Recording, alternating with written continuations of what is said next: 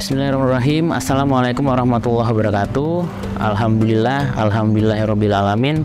Wassalatu wassalamu ala asrofil anbiya'i wal mursalin wa ala alihi washabihi ajmain. Amma ba'd.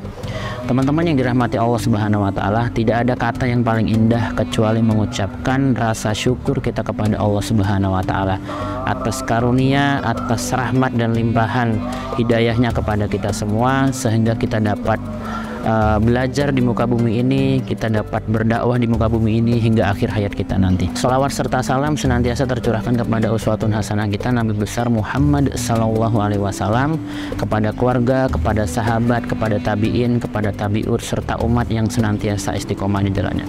Teman-teman yang dirahmati Allah Subhanahu wa taala, tidak terasa bulan suci Ramadan telah menghampiri kita. Sangat banyak sekali pahala yang insya Allah di bulan ini Allah berikan kepada kita apabila kita melakukan amalan kebaikan-kebaikan di setiap hari kita. Entah itu baca Al-Quran, entah itu membantu orang, bersedekah dan lain sebagainya. Nah, maka dari itu kesempatan yang mulia ini mari kita manfaatkan semaksimal mungkin, sebisa mungkin, seoptimal mungkin. Untuk apa? Untuk kita mendapatkan keberkahan, pahala, untuk mendapatkan kebaikan dan ampunan dari Allah Subhanahu wa taala. Nah, teman-teman yang dirahmati Allah Subhanahu wa taala, dalam kesempatan yang berbahagia ini sedikit saya menyampaikan tentang bagaimana sih di bulan suci Ramadan ini kita menjaga lisan kita agar lisan kita ini lisan yang baik seperti itu. Tidak hanya sekedar di bulan suci Ramadan saja teman-teman, tapi bagaimana di bulan-bulan yang biasanya kita lewati, pekanan, harian, atau bahkan kepada keluarga, kepada tetangga, lisan kita keluarkan dengan lisan yang baik seperti itu.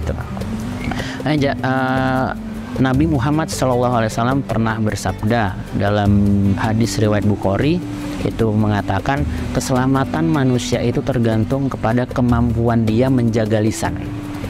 Jadi kalau manusia itu mampu menjaga lisan, maka kata hadis tadi dia selamat. Kalau dia tidak mampu menjaga lisan, maka dia sebaliknya. Teman-teman sudah paham lah ya. Nah, di sini sangat penting sekali. Lisan itu diibaratkan sebagai pisau. Ya, kalau dalam sebuah nasihat itu, lisan adalah pisau. Pisau itu kalau mengenai tubuh kita itu terasa sakit di luar. Ya, tapi beda dengan lisan. Ketika lisan menyakiti hati orang, itu yang terkena adalah hatinya atau di dalam dirinya. Makanya banyak nasihat yang menyampaikan kepada kita, sebelum kita menyampaikan sesuatu, sebelum kita berkata sesuatu, sebelum kita ngomongin sesuatu kepada orang lain, kita berpikir dulu, jangan-jangan nanti omongan kita itu menyakiti hati orang lain, jangan-jangan nanti perkataan kita itu menyakiti hati orang lain.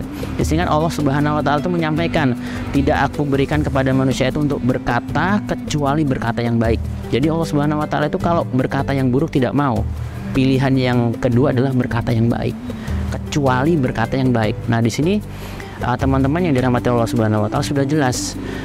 Kita pakai untuk apa sih lisan ya? Berzikir kepada Allah, mengatakan sesuatu yang baik, mengajak kepada kebaikan ya, berbondong-bondong mengajak nasihat untuk berbuat baik kepada Allah Subhanahu wa taala. Apalagi di bulan yang penuh berkah maghfirah ini, mari kita optimalkan kesempatan-kesempatan kita untuk berkata yang baik, optimalkan untuk ajakan-ajakan yang baik, untuk membaca Al-Qur'an, untuk melaksanakan ibadah-ibadah yang lainnya. Agar apa? Agar lisan kita ini bermanfaat untuk orang lain, dan Allah pun suka seperti itu. Ada juga sebuah nasihat mengatakan dari Ali bin Abi Thalib, kalau teman-teman mungkin sudah pernah membaca ya, janganlah engkau mengucapkan sesuatu kepada orang lain yang engkau sendiri tidak mau mendengarnya jika orang lain itu mengucapkannya kepada kita. Jadi kalau kita ingin mendapatkan kata-kata yang baik, maka kita keluarkan kata-kata yang baik. Kalau kita ingin mendapatkan sesuatu yang baik, maka kita keluarkan sesuatu yang baik. Jadi ada impas seperti itu. Kalau kita mengerjakan amal yang baik, insya Allah kebaikan itu juga balik kepada kita. Apalagi kata-kata ya. Sedangkan kita aja tidak boleh mengatakan sesuatu kepada orang lain itu yang buruk, masa kita mau mendengar sesuatu yang buruk ketika orang lain mengatakan kepada kita. Makanya nasihat ini sangat penting sekali bagi kita untuk menjadi pengingat diri, menjadi introspeksi diri. Apakah kata-kata kita ketika kita keluarkan kepada orang lain itu sudah bermanfaat, sudah baik atau belum. Demikian teman-teman, semoga bermanfaat nasihat sedikit ini buat diri saya maupun teman-teman semuanya dimanapun berada, dan semoga senantiasa Allah berikan kesehatan dan kelancaran kepada teman-teman. Demikian, Assalamualaikum warahmatullahi wabarakatuh.